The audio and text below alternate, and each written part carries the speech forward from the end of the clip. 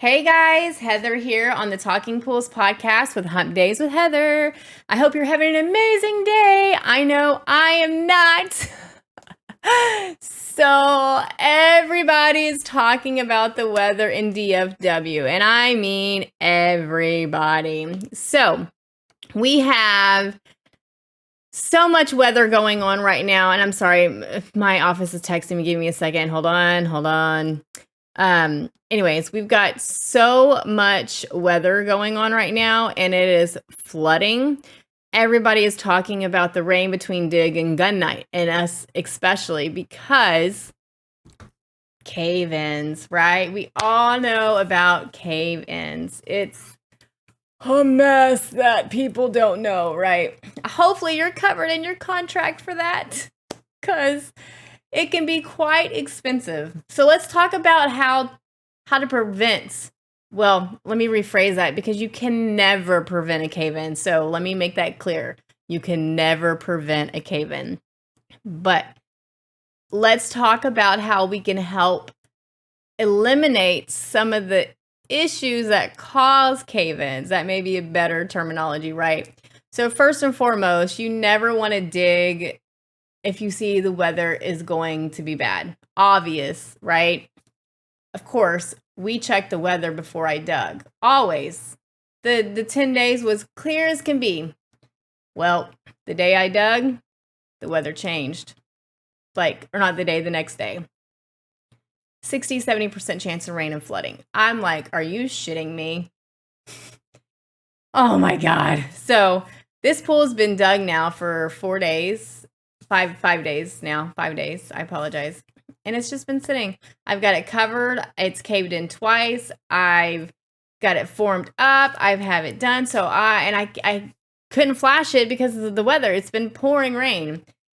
So what hubby did is we put some chicken wire, and yes, I am not joking about this, but because it's a free-form pool, so I can't do the 2x4s and form it up with the pegboard, because the pegboard will move, but the 2x4s will not. So I'd have to cut little bitty 2x4s, which is going to be like literally 8 inches to 12 inches max long, which isn't really going to do shit for holding that in, right? So we got some chicken wire. We got some concrete mix that was dry mix. We put it on top of it and we rolled it. I rolled it on the sides of this pool, y'all. And no, I'm not joking about this. And so far, knock on wood, it's held. I don't have any more cave-ins at the moment, because the problem for this particular pool, it's caving in where the patio is. And I'm like freaking out because it's removing the soil up under the existing patio. So outside of this, what are we actually supposed to do? So obviously, don't let your construction crew pre-grade for pavers and decking. You want to let as much dirt and grass stay around that area as much as possible if you know the weather is going to come in.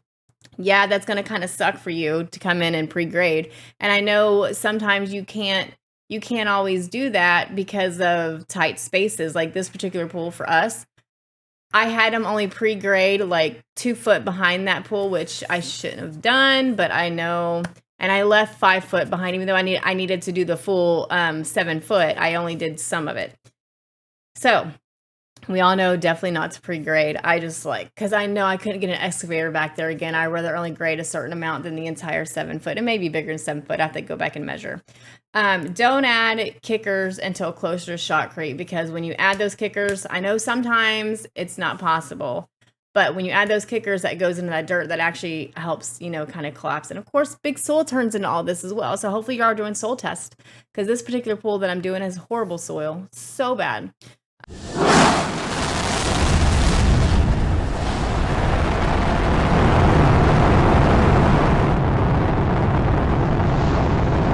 Launch your product with the Talking Pools podcast by placing your ad here.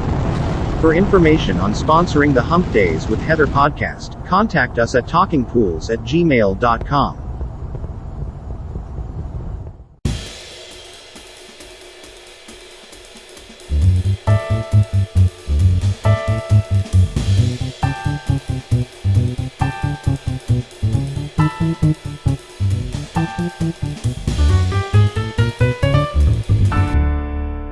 You want to just make sure that you have pre-route of the downspouts with the drainage pipes, because this drainage pipe that we have, we obviously routed it, but it disconnected from the downspout.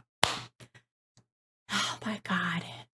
And it just started to pour right where my cave-in is. I'm like, son of a bitch. So yesterday, before it started raining again, we went and checked this pool at 7 o'clock at night to make, right before the rain started to hit, to make sure that downspout. And the effing downspout came off again. Thank God I checked it. Hubby was like, we're going to go check it. I'm like, oh, it'll be fine. We did it. He's like, no, we're going. So we go and we check it. Thank God he forced me to go do that.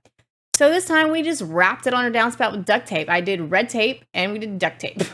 If that bitch comes off again, I don't know what to do with this downspout, because, you know, obviously we have that black tube that's connected to it that's routing and rain it. Next, we're going to spread bags of cement on tanning ledges and benches with the most water to help keep those formed up.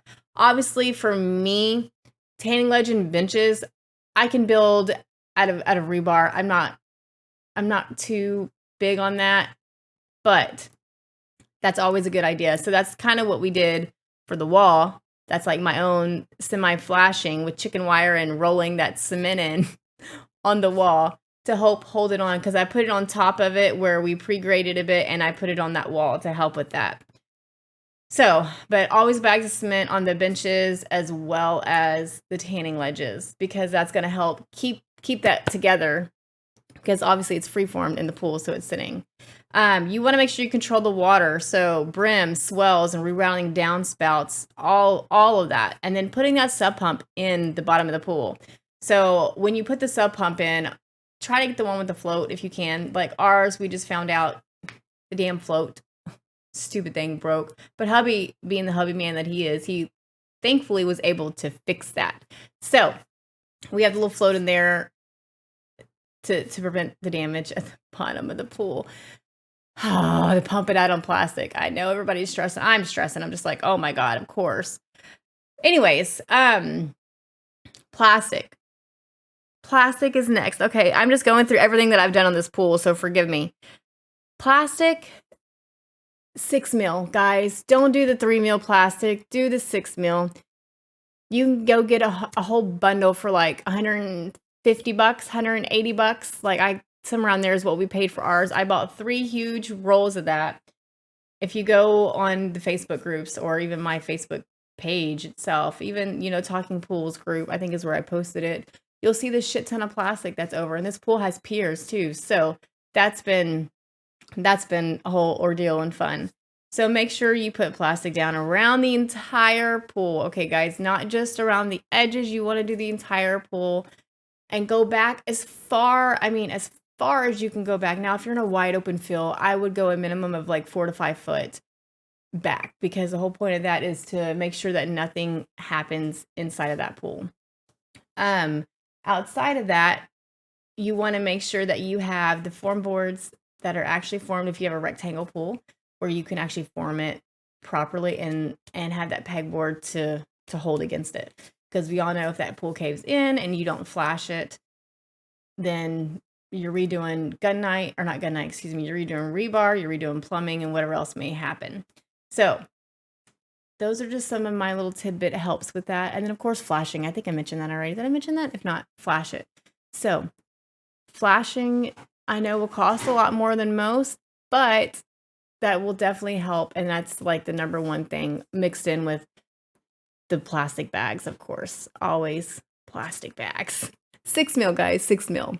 Well, that is my little tidbit help for everything that's going on to help with cave-ins. Again, cave-ins can't be prevented, but we can figure out things and processes that we can do to help litigate the issue with that. Well, until next week, talk soon. Bye, guys.